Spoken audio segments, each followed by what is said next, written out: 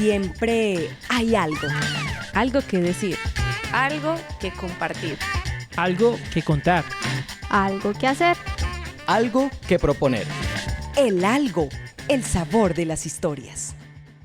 Este algo tiene un casado, como lo llamamos nosotros, que está muy interesante. Ese casado entre plátano verde y cafecito. ¡Qué delicia! Seguramente este algo, que además se realiza en el marco del aniversario de Armenia, el número 136, va a tener muchos componentes de lo que somos nosotros, de nuestra identidad.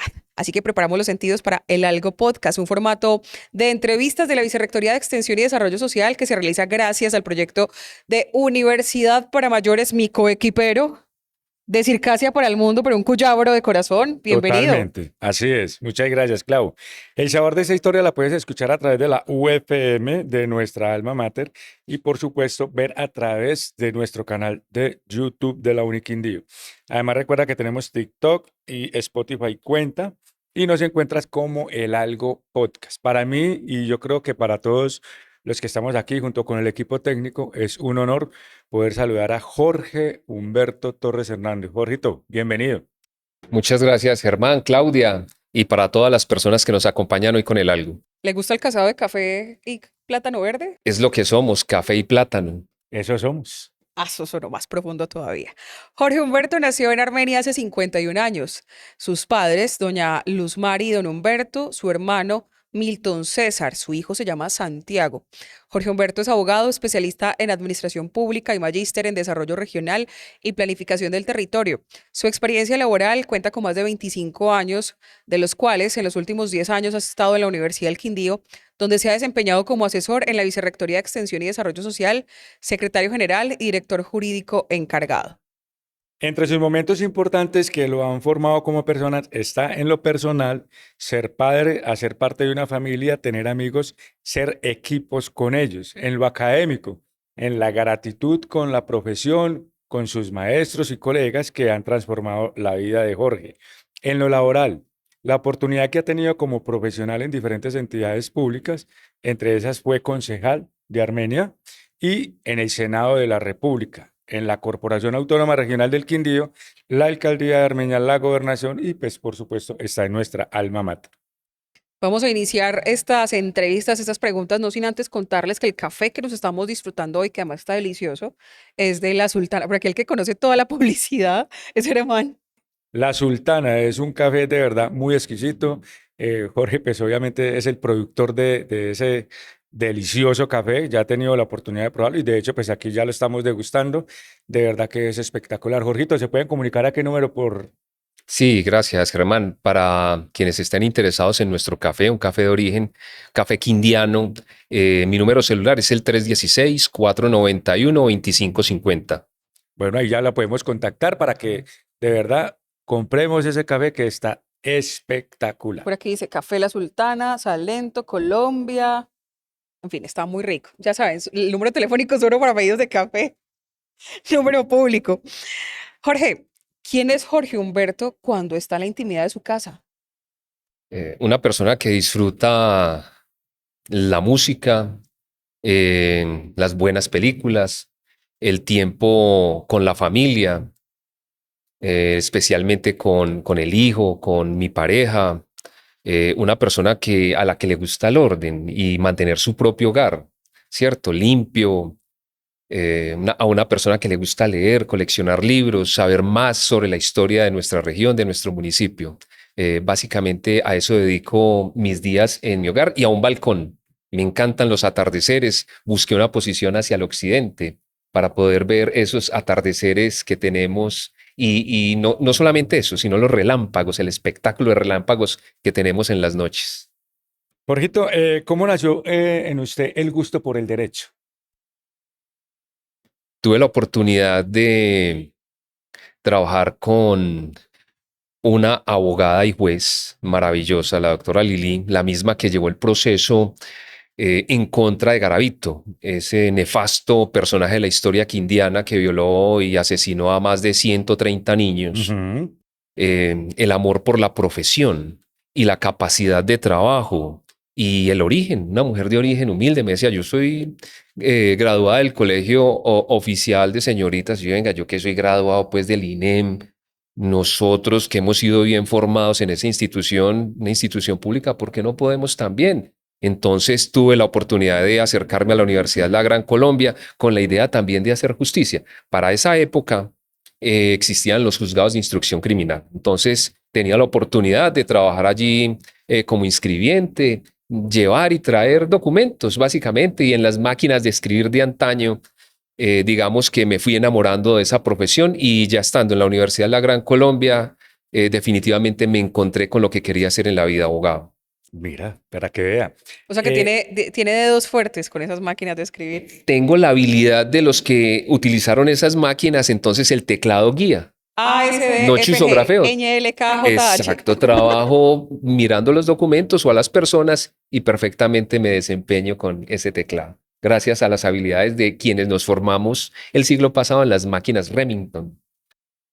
A mí me tocaron esas enlazadoratrices odiosísimas para los deditos chiquitos. Sí, no, de hecho en ese entonces había una asignatura que era Mecanografía. mecanografía, sí, en los colegios. En el INEM, que era una formación integral, tenías la oportunidad de ver mecanografía también.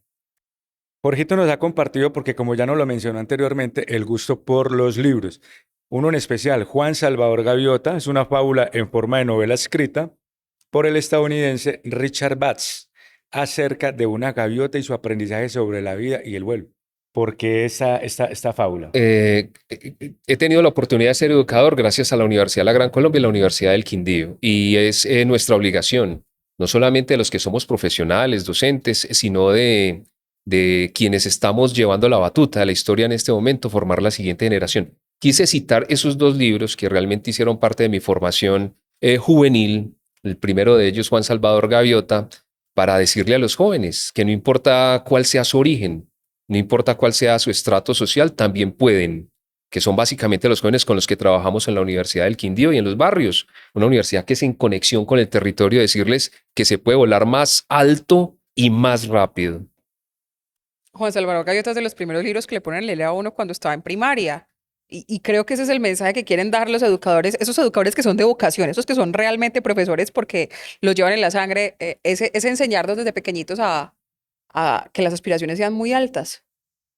Es promover que la primera escuela sea el hogar, la casa de cada uno. Se ha perdido. Entonces, estamos revisando la calidad de los jóvenes, la calidad académica de los jóvenes que llegan a la universidad, y hace mucha falta el compromiso de padres que cultiven más la lectura. Una lectura simple, sencilla, como es la de Juan Salvador Gaviota o El Principito o cualquiera de las obras magistrales de Gabriel García Márquez, y, por qué no, de la literatura universal. Clau, sigues tú, me parece. Sigo Sí, yo. sí. Claro que aquí puede seguir el que quiera, realmente. ¿De dónde viene el interés por la historia de Armenia? Les contaba un poco sobre, si no hubiera sido abogado, ¿qué me gustaría ser? Periodista. Mi tío Libardo fue periodista, entonces tenía la oportunidad de estar con él en su anticuario, estar con él con su colección de música, estar con él a través de la radio, a través de sus viajes. Él fue el que me indujo un poco hacia eso, hacia conocer más sobre los elementos que hacen parte de la historia, no solamente de nuestro municipio, sino de la vida. Tenemos la oportunidad de educarnos todo el tiempo a través de los elementos que nos rodean.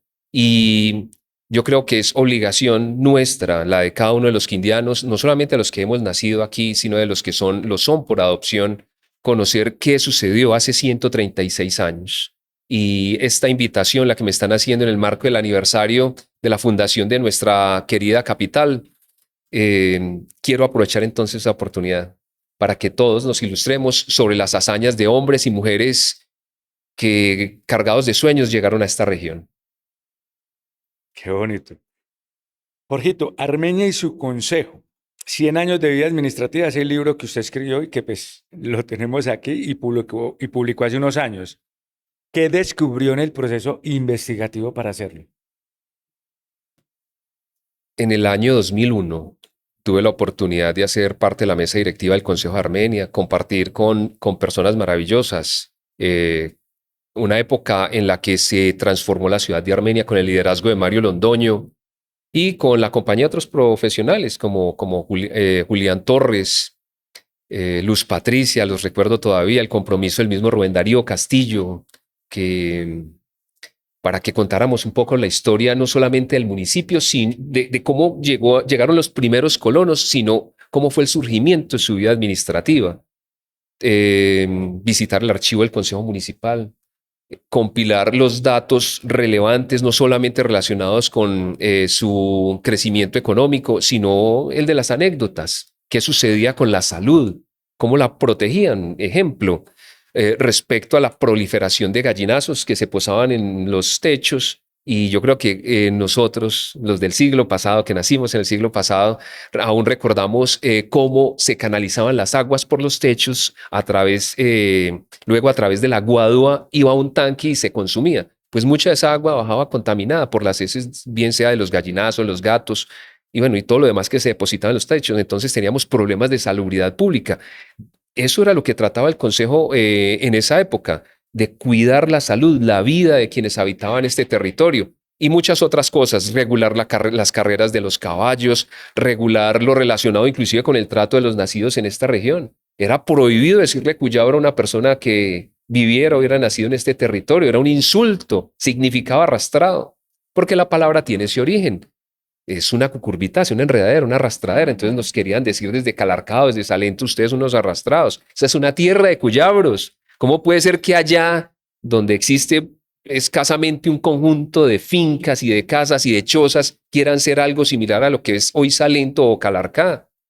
Pues llegaron hombres y mujeres del talante y de la talla de Jesús María Ocampo y su mujer, Arsenia Cardona, y nosotros también podemos de este lado del río Quindío. Entonces, es acercarnos un poco desde esa dignidad, desde el Consejo de Armenia, a través de los archivos y de la historia. Tuve la oportunidad de conocer a un hombre muy importante en la historia del departamento, a Alfonso Zapata en Valencia, que escribió Quindío Histórico, la historia del Quindío, la escribió.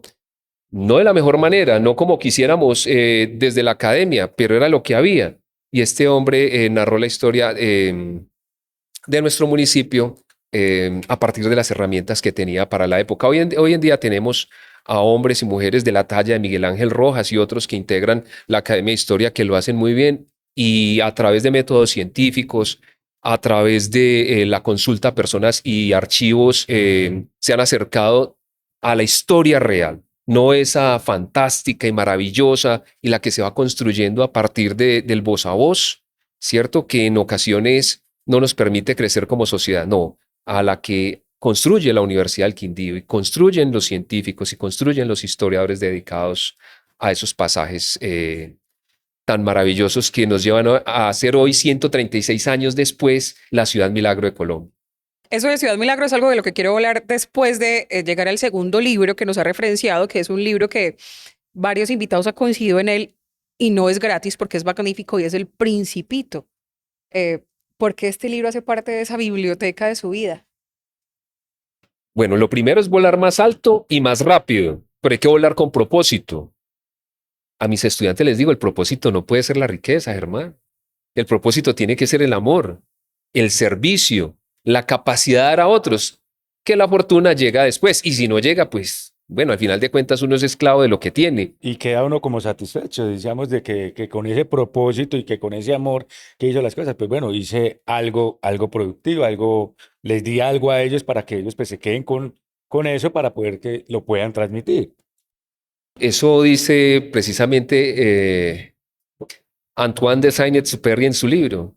Dice, pues solamente se ve bien con el corazón, ¿cierto? No a través de los ojos. Es decir, lo evidente no es lo que tienes al frente, sino lo que te permiten los sentidos.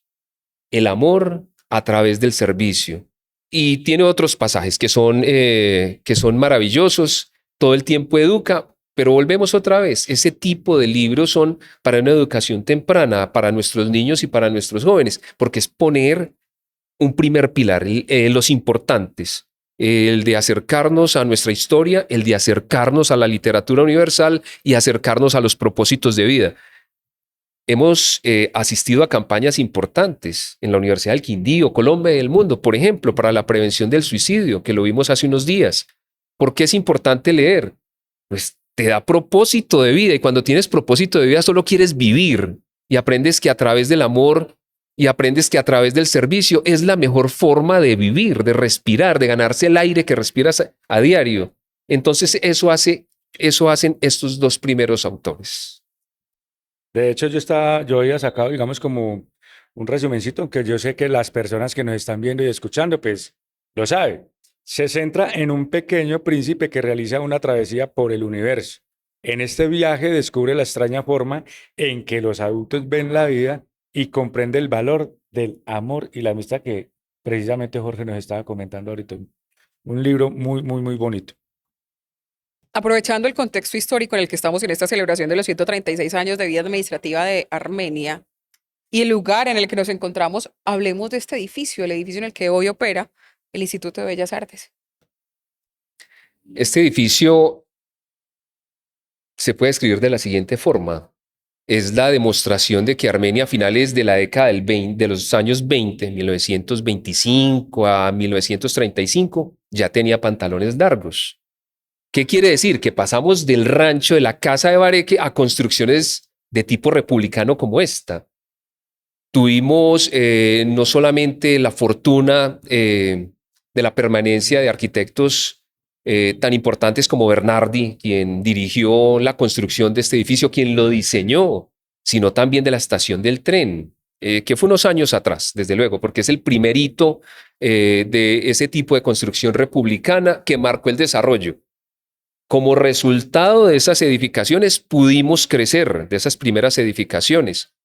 Y no solamente fueron construcciones para el servicio público, sino que también tuvimos construcciones para las familias adineradas de la época. Ahí en el sector del Parque Uribe, ustedes ven unas casas que dicen, venga, el tamaño, las portadas. Claro, esos arquitectos que llegaban se encontraban con familias acaudaladas, que estamos hablando del emporio económico de Colombia, por eso logramos ser departamento antes que Risaralda, nosotros tuvimos tren antes que Risaralda. Ahí es donde nos tenemos que preguntar, bueno, ¿qué ha sucedido con el liderazgo regional? Entonces, estar el día de hoy en esta edificación que se terminó el año 1932 por ese arquitecto maravilloso, Antonio Bernardi, es una demostración de que los cuyabros estamos hechos para cosas grandes. Estamos viviendo la historia, pero necesitamos catapultarnos hacia una nueva realidad, que ya no es necesariamente la de la caficultura tradicional. Por eso estamos transformando el hecho de ser cultivadores a ser negociantes del café, ya procesado. Ahora tenemos que catapultarnos a través del turismo y de lo que con genialidades como la de Diego Arango Mora o de nuestra dirigencia regional, en cabeza inclusive de la Cámara de Comercio, de nuestra alcaldía, de nuestra gobernación, de los alcaldes de los municipios, soñar con una nueva región, como sucedió en esas décadas. Este edificio, la estación del tren de Armenia, entre otras edificaciones de corte republicano, son el testimonio de que estamos hechos para crecer. Somos el lugar de encuentro entre Bogotá y el mar allá en Buenaventura. Eso fue lo que nos puso el pantalón largo, la oportunidad del desarrollo económico para Colombia. Estamos entonces aquí sentados el día de hoy, refrescando esa bella historia y disfrutando de una de las mejores construcciones que tiene nuestra región. Y por supuesto aprendiendo porque esto es el Algo Podcast. Aprendizaje permanente. Aquí se pueden explorar todo lo que nos puedan contar nuestros invitados, conocer de ellos y pues también podemos incluso, digámoslo, adicionarlo a lo que de pronto nuestros abuelos nos han contado de lo que es la ciudad de Armenia y bueno, eso nos va sirviendo a nosotros para poder tener ya más tema de conversación para cuando le podamos contar eso a nuestros hijos, a nuestros nietos y demás. Les quiero hacer una invitación muy, muy especial y es para que en la Universidad para Mayores de la Universidad del Quindío se conecten, se presenten, aprendan, conozcan en todos los diplomados que ofrece este proyecto tan bonito y tan especial que tiene nuestra coordinadora y por supuesto en apoyo con la Universidad Jennifer Montes, que muy queridamente ella ahí en el Instagram la pueden buscar y ella inmediatamente les está respondiendo y les está ofreciendo todo los diplomados que podamos encontrar allí. Jorgito, en el libro El Principito vemos que los niños nos enseñan a mirar el mundo con otros ojos. ¿Qué cosas le ha enseñado Santiago que tal vez usted en su adultez de pronto haya olvidado? Santiago me enseña bastante, es un joven ya de 15 años, pero conserva mucho de la ingenuidad del niño. Entonces, vivimos en un mundo que va rápido, un mundo que trata de coger ventajas, un mundo que se olvida que lo más importante es el servicio, no buscar enriquecerse, inclusive de forma fácil y a través de la mirada de un joven, de un niño como es aún Santiago, puedo ver que podemos servirle a los demás, amar a los demás, ser expresivos, dejar salir lo que sentimos, decirle al otro que lo queremos, darle un abrazo. Santiago me recuerda que podemos ser todos los días más humanos, todos los días más transparentes, todos los días volver a jugar, que es algo que les refería hace unos minutos, y es el mejor lugar de encuentro para mí es el campus deportivo de la Universidad del Quindío, y es porque lo disfruto con mi hijo y con mis mejores amigos. Jorge, en el marco de los 136 años de Armenia, aprovechando su conocimiento, hablemos más que de la fundación, del gentilicio, profundicemos sobre el gentilicio de Cuyabros, porque antes era peyorativo, despectivo, y ahora tal vez porque se ha tergiversado un poco en la historia, o porque la gente tiene desconocimiento, se dice con muchísimo orgullo. A mí el Cuyabros en lo personal me gusta, me identifica, em, pero contemos esa transición y sobre todo también el concepto de dónde nace realmente el término ciudad milagro. Después del terremoto la gente empezó a decir que porque éramos un milagro de ciudad, pero eso tiene más de fondo realmente. Bueno, respecto al origen de la palabra, que ahora es gentilicio, efectivamente, somos armenios o cuyabros. En algún momento, un alcalde que además que no era de acá, desde luego, quiso cambiarlo, ¿cierto? Algo que se construye es con 136 años, no con el parecer de alguien que se levanta creyendo que lo debemos cambiar de un solo plumazo. No, la historia tiene cimientos fuertes y está en esas familias que han construido región y que han construido ciudad. Entonces, ese gentilicio tuvo como origen, efectivamente, un insulto hacia los que vivíamos o vivían en este sector del departamento. Pero con el tiempo se adopta y efectivamente lo llevamos con orgullo. Parece un calabazo, pero no lo es. El calabazo es un arbusto y la cuyabra es una cucurbitácea. Con ella se hacen inclusive artesanías. No es comestible, desde luego. Y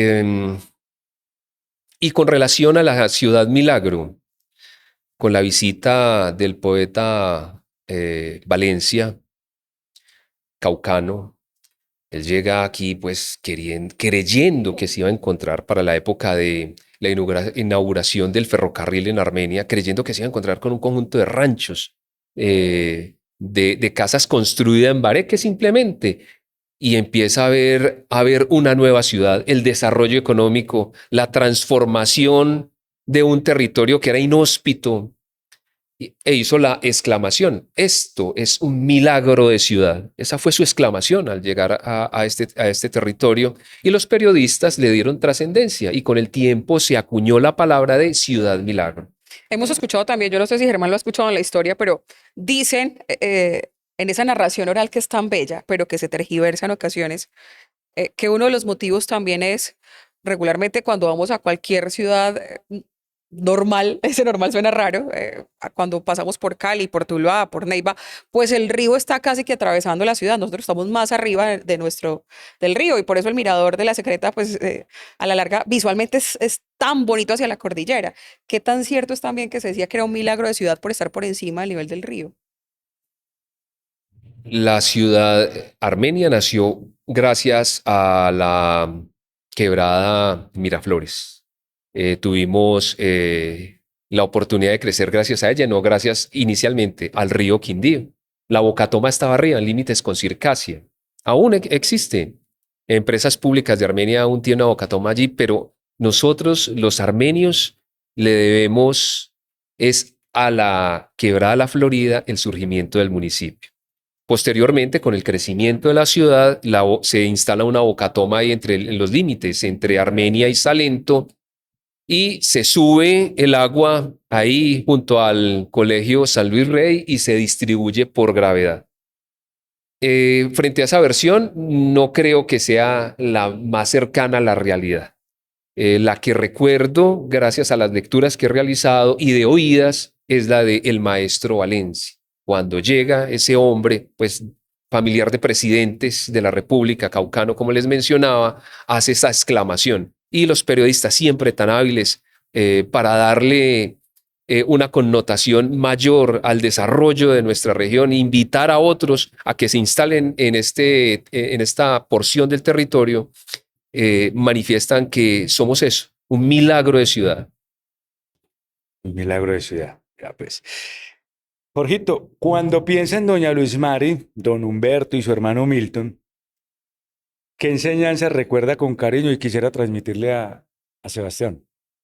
A Santiago. A Santiago, perdón, a Santiago. La capacidad de trabajo. Tengo en mi haber a una familia de trabajadores, como somos los quindianos.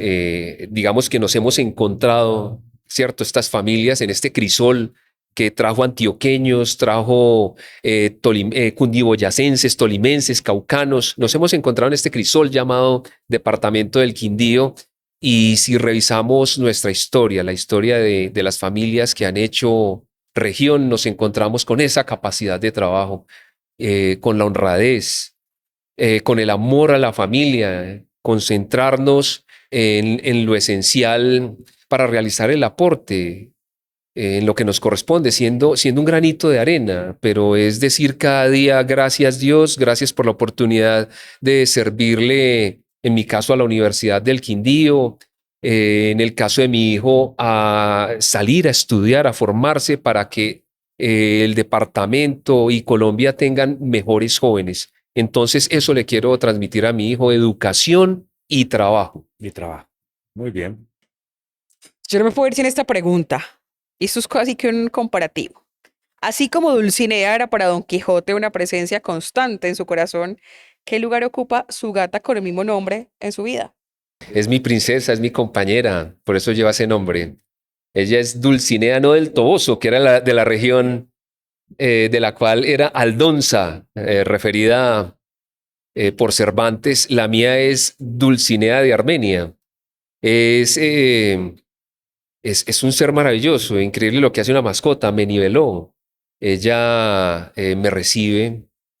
Ella, no sé, tiene una forma de comunicarse muy particular, pero dan amor. Eso hacen las mascoticas, eso hace, para este caso, mi gata, Dulcinea de Armenia, Mi mi Dulcinea. compañera. Armenia. No, Jorgito, de todas maneras, muchísimas gracias. Gracias por aceptar esta invitación. Gracias por contarnos esta parte de la historia de Armenia y, por supuesto, de su vida. A ustedes muchas gracias, Germán, Claudia, a todo el equipo de producción del Algo y desde luego para nuestra querida universidad en Conexión Territorial. En Conexión Territorial. Muchísimas gracias a ustedes por conectarse a través del canal de YouTube de la Universidad del Quindío, de la UFM. Una invitación, una recomendación. Cuando puedan compartir buenas conversaciones o cuando tengan tiempo para compartir conversaciones, fíjense en compartirlas con personajes como este, que además le van a enseñar. Nos vemos en un próximo episodio. A la gente que está conectada, gracias. Señor Germán, Muchas gracias. también por estar con nosotros. Nos escuchamos todos los martes a partir de las 6 de la tarde. El equipo de trabajo, gracias. Un aplauso para ustedes. Y nos despedimos en el marco de estos 136 años desde el Instituto de Bellas Artes de la Universidad del Quindío. Gracias. ¿Qué tal? No, una berraquera, es que conversar con ustedes. Como me dijeron, conversadito, señor. Ahí lo cogimos con la gatita. No, muy bien, me hablaron de Este mi hombre le hizo amor. logística. Claro.